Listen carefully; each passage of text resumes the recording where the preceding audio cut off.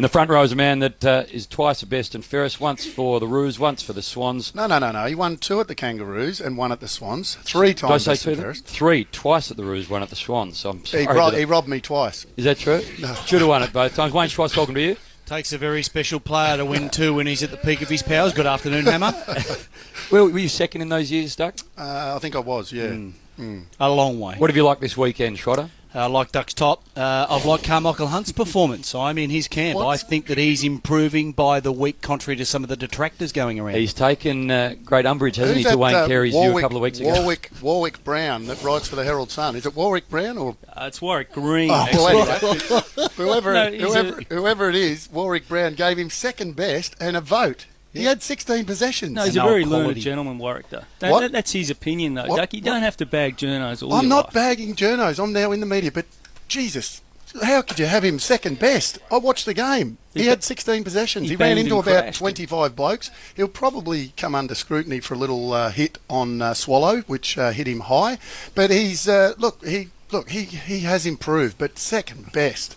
Come on, Warwick. More on Karmichael Hunt just a little bit later. Let's introduce the rest of the box. Mark Stevens, Herald Sun, welcome to you. Yeah, great to be here. I wasn't at that game, but I thought Karmichael was pretty good. He was pretty good, but was he second best? I think we give him overs. I think there's a little bit of the club mascot about him. We feel good for him. He's a great team man. I reckon he gets overs. I don't think he was in the votes, but Warwick's a very learned gentleman, played footy down at St Kilda. He knows what he's talking about. How can you give him overs when he's coming from so far back? I think he's been given a lot more time than if his name was Mark Smith, who was taken pick 80 in the draft. He's had 18 months, Stevo. Yeah, I think he's been it's not a long having time. A crack, but new recruits get 2 years minimum. Yeah, we get seduced easily, Schwatta. Now, don't put we. We're not we. Put you. So on Brownlow night, will we be expecting to hear Carmichael's name called out? He probably will get a couple of cheapies the way it's going. But no, he's having a go, isn't he? He only had the 16 touches, so probably a bit lucky to get into the votes.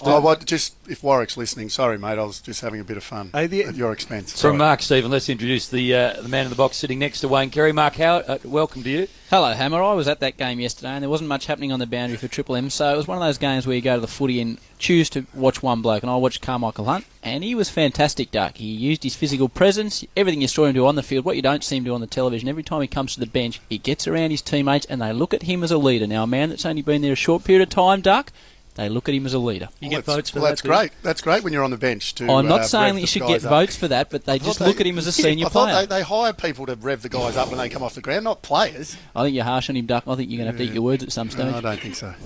Duck, we spoke about Brendan Fevola. You did a Sporties night with him the other day. He had a big day out yesterday, didn't he? He had a big day, the Fev. He kicked 12 goals, 5. It was an away game, so they paid him $5,000 cash. Well, not cash. I don't know whether it was cash. Fully invoiced, I would have thought. But yeah, $5,000. Now,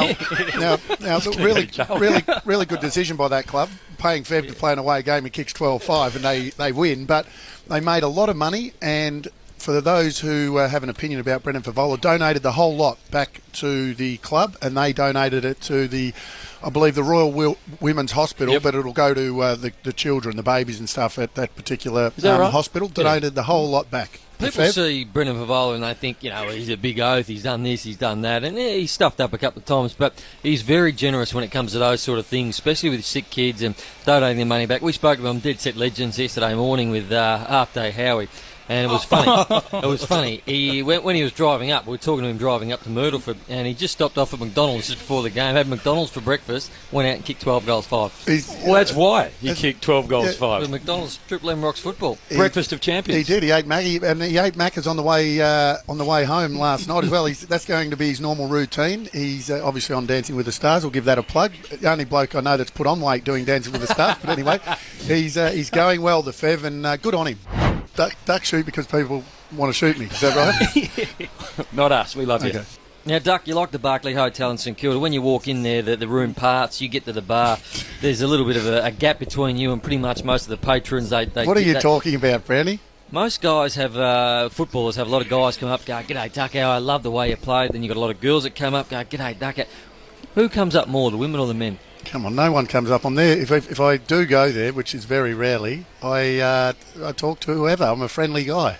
Just another quick one. If you could lend Stevo some money to buy some new jeans and so he stopped wearing his wife's I jeans. tell you what, you would not. I'm very you happy would with not it. wear They're his those. wife's jeans, aren't they? You would not wear those cleaning cobwebs under your house. They were a powder blue. No, powder blue's coming back in, Brown. Hey, and this is coming from a bloke that's clearly got Mark Howard's shirt on this afternoon. Hey, Mate, if you've got it, flaunt it. Duck, absolutely. There's no arguments there, big boy. When will you do Dancing with the Stars? When will I? Never. Okay. Why? Why? Because I can't dance. Okay. Yeah, either can Fev. Very I reckon good voice, you though.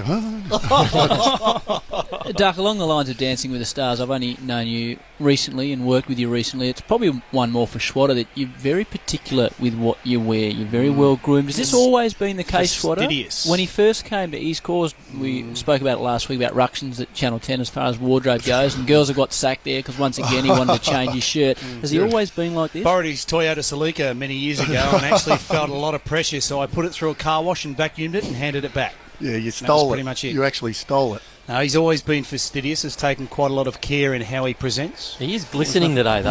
I asked him why is he Just tell us that glistening. story in And Bali he one said- more time, He Brandon. said he's How got many times did he run it moisturiser past on. you in League in Street? 11. Yep. As Mick Martin would call it, moit wine. I'll let you know that beautifully. Last two questions from me. A lot of players looked at you as the Am I greatest of all sweating? time. No, you're not bad. You're going beautifully today. Who did you grow up idolising? I grew up idolising a guy by the name of Stevie Wright, who was a little red-headed rover for South Melbourne, Sydney Swans, and the reason why, because he took time out and had a kick with me when I was a kid, and that just shows you what sort of impact it can have. You don't have to be a superstar to be idolised by kids. Just spend a bit of time with them. And last one from me. Favourite player of all time you've seen play?